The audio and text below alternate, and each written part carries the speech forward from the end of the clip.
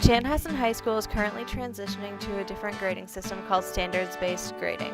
This gives students a grade depending on how well they meet criteria. Ms. Othian and Ms. Hallberg share their positive opinions on this topic. I personally like standards-based grading. I think that it gives you a better idea of your understanding rather than an A, B, C, or D, or an F. I also think that when you standard-based grade, you're less focused on the letter that you're getting and the points, and more focused on your understanding. Standards-based grading, I really like it. I think it's scary to a lot of people because it's new. I mean, the same system that we've had forever. I was doing that back in the 80s, so I think it's not comfortable for people, but I think once they make that transition, it's really good for people.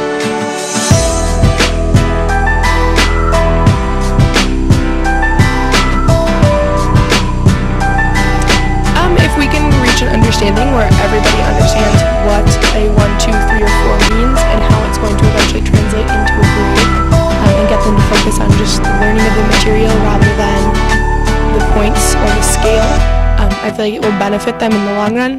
They'll see letter grades again when they get to the end of the semesters, and they'll see them in college, but it kind of gives you a better understanding of where you're at, which once you get to post-secondary is more important than the point scale that you're working with.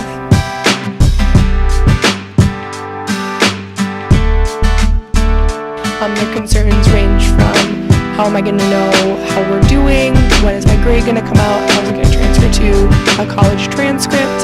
I feel like if we can find a way to kind of blend those two, then the cons will disappear and kind of fade into just the pros. The pros are that when I give a grade, I really know that that grade is what the student did. It's not just a random percentage, you got this many wrong, and it has nothing to do with anything except the percentage you got right or wrong. Cons are that, like I said, it's unfamiliar, and so people are figuring it out, and anytime you're doing things new, you're going to make mistakes. So I think we're in a transition time, and, that's hard.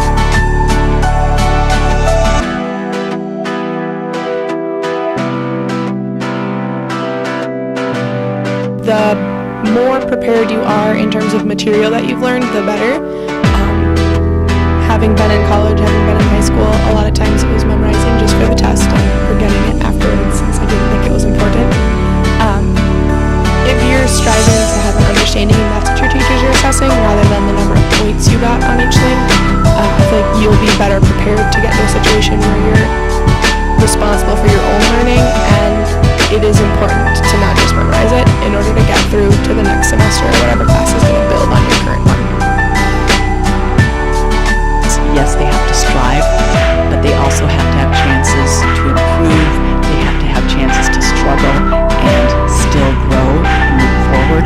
I think that if this is a system where it's